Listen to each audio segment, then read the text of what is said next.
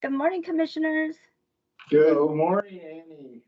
Welcome to admin, everyone. Annie, would you be so kind as to do roll call? I have myself, Annie Cathy, Adrian Beck, Allison Franz, Dave Conway, Dylan Jacks, Emmy Bristow, Eric Dixon, Jason Emery, Kyla Leonards, Melissa Fisher, Michelle Denman, Violet Plummer, Connor McCauley, Lance Jasper, MCAT, and Nicholas, I'm going to mess this up, Vervis. It looks like in 206, we have Commissioner Slotnick and Strohmeyer, Andrew Chorney, Chris Lounsbury, Erica Grindy. Did I miss anybody? That's all of us. Thank you. All right, thanks, Annie. Is there any public comment on items down on today's agenda? Seeing none, we have 2 items on the consent agenda today. Any comment on those items? Okay, I would move we pass the consent agenda. I will second that. Any further discussion or comment? Seeing none, all in favor? Aye. Aye. Moving on to action items. The first item is brought to us by Erica Grindy. Hi, Commissioners. I'm here today to request that you formally approve the settlement of the wage claim brought by current and former deputies of the Sheriff's Department, and also to ask that you approve signing the general release that the parties are still finalizing. So I'd hope to bring that to you. We're still finalizing it. But that general release is what I say is a lot of legalese, so it's going back and forth between the attorneys. But the basis of that document is that the county and all of the deputies that brought the wage claim agree that all claims related to the lawsuit are fully resolved and there won't be any future claims that come out of it. I will provide some background. I think both of you know the background, but I think it's important for anyone on the meeting or who watches the meeting in the future to understand where this comes from. So the county and the deputies settled the litigation for $3.45 million for claims regarding deputy wages that stemmed from some unclear state statutes. The deputies filed a claim in January alleging that the county did not calculate their pay on the full amount of the sheriff's base pay as required by Montana law. The deputies alleged the base amount Missoula County used for the deputies did not account for parity pay and certification pay, which was included in the sheriff's salary. The claim alleged that because those factors were not included, it decreased the deputies' earnings, and their lawsuit sought recovery of 3 years worth of back pay associated with that failure to include that certification pay and parity pay. Montana law ties the deputies' pay to the sheriff's pay. The intent behind that is to make sure that when the sheriff's pay is increased, that the deputies' pay follows behind. Missoula County certainly has agreed that that's an appropriate way of paying our deputies. The state statute requires that the sheriff, along with the county, because the county is engaged in negotiating the collective bargaining agreement, establish a matrix that reflects what percentage of the sheriff's base pay each of the deputies will be paid based upon their rank within the department. Until legislation was passed in 2021, state law was not clear about whether certification pay and parity pay should be factored into the base pay in that matrix. And so Missoula County had not included that certification pay and base pay. The updated legislation clarified that those additional salary awards to the sheriff must be included in the pay rate in determining deputy pay. And so this is a practice that Missoula County will be following into the future. In May, the parties engaged in mediation, and that's where this $3.45 million settlement came out of. And For those on the call, all of the commissioners were fully aware, and Commissioner Vero was present during the course of that 2-day mediation. The parties both agree that the settlement reflects the importance of the continuing strong relationship between the Sheriff's Department and the county, and in particular, the relationship between the sheriff and his deputies. Missoula County, of course, always seeks to engage in early resolution like this because it truly saves resources, both financial and in this case, really significant non-financial resources. Time of county staff would have been pretty significant if we would have proceeded into litigation. This settlement reflects the value Missoula County places on the work of the sheriff's office and the deputies and the critical role that those deputies play in ensuring a safe and strong community. I think one thing that commissioners, that's really important to note here is the parties worked really hard. And I think that two of you appreciate that. We spent 2 days mediating this. While this is a significant settlement and it will be funded through a judgment levy, I hope that the commission recognizes the value in settling it early in terms of maintaining the relationship with deputies. It's very difficult to have litigation involving current employees, the strain that that places within a department. I don't think I can emphasize how important it is to not have that happening. So my recommendation would be to approve the settlement that we've already entered, and then also to authorize signature of that release once we finalize the terms. Questions, Josh? No, I understand them. Let's just leave it at What a motion. that. I would move the board approve the general release between Missoula County and the named parties in the attached exhibit. Is there another part to that? Or you mentioned something else, Erica. Does this? I just want to make sure that the public's aware. I apologize, we don't have the attachment, but we will get that released to you once it's finalized. And yes. Okay. We'll second that. Is there any further discussion or public comment on this item? Right. Yeah. So, how vulnerable are we right now? Do you feel like the way we're doing things right now, are we still vulnerable?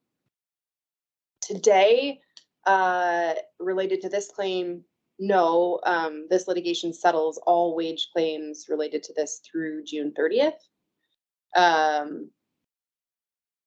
Compensation board is meeting, and I think that that is significant because we will have to reevaluate the components of the sheriff's salary, because at present, the current elected official pay for the sheriff does include certification pay. And if I understand it right, the sheriff as an individual went and earned these certifications through his hard work. And because that's part of his pay, a percentage of those certifications now goes to the deputies. If we choose to continue on with certification pay for the sheriff. That is correct. Yes. So everything the sheriff earns outside of the statutory longevity pay, which is expressly excluded, Yeah. as well as the pay for the additional office he holds as coroner. Right. Anything other than those two categories must be. So certifications that he earns as an individual now funnel to other people who didn't earn those same certifications, even though they do have the opportunity to earn those certifications if they so choose. That is a fair statement. And I think, I think this highlights something that staff have been talking about in terms of the statutory framework around elected official pay. It's just very limited what the compensation board is authorized to provide to elected officials, including the two of you who have backgrounds that include experience, significant education. It's To the general public, well, and anyone for that matter, there's something that seems not quite right about, Yeah. from a statutory standpoint, that someone would earn certification pay themselves and also tap into or get a cut of someone else's certification for the very same certification that I have. It feels like we've made double dipping possible. If a deputy earns a certification, and good on that person for showing that initiative and taking the time, and I understand lots of deputies have done that, and our community is better for it. So they earn that certification, receive the pay, and then the sheriff also earns a certification. Now they get a portion of that person's certification as well. And I get legally, that's right. Morally, feels not right. And I think it's, yeah, and we've had this conversation. I think it's something that the current statutory framework, which we looked, I think it's, you know, it was originally codified in 1981. I mean, I think it's time that we start looking at Yeah. elected officials are professionals, particularly in Missoula County, and we are absolutely better for that. But we're not going to keep attracting professionals if you can't compensate for their backgrounds and experience. Yep. Thank you. Any other comment or further discussion? Seeing Nobody on the, apparently nobody online. Anyone online have any questions or comments? Okay, seeing none, let's go ahead and vote. All in favor? Aye. Aye. thanks. Thanks, Erica. Thank you, Eric. Moving from that to the Henderson site gravel pit. Eric Dixon, are you online? I am. Good morning. Eric, are you suing us for $3.5 million? I'm not. Clear. Okay, thank you. I appreciate that. We're hoping to save some money by being able to produce our own gravel or continue producing our own gravel. So for those online or at this meeting that may not be aware, we purchased this 27-acre parcel last year with the intent to develop it as a gravel pit. We then hired a consultant to develop a permit application for an open cut mining permit application for the Montana DEQ. We turned that application in March. They reviewed that and responded with a deficiency notice, which is not unusual or unexpected. It was nothing major. Out of our 20-some page application, they found 13 things that they wanted us to correct. They were pretty minor, from a disagreement in the acreage that was represented between a certificate of survey and what was reported on the permit application to, including additional vegetation that was reviewed and was found on site. So there's nothing in the deficiency notice that was concerning. We've made those corrections. So this is really just a revised application. After the DEQ receives this, they will have a statutory 2-week review period to respond to the new application. And our consultant does not expect that another deficiency notice will be forthcoming. So at that point, we would be hopefully complete with our application and ready to start producing gravel as early as this summer if we can find the time to get there. That is great. And we have an operable crusher that will work. Yes. Wired up and ready, taped up, wired up, Okay. ready to go. Okay. Every day is an adventure when it turns on, but so far so good. 20th century view. Yes. Great. All right, I would move that we approve the chair to sign the application for the standard open cut mining permit. Second that. Further discussion or comment on this item? Seeing none, all in favor? Aye. Thanks. Thanks, Eric. Thanks, Eric. All right.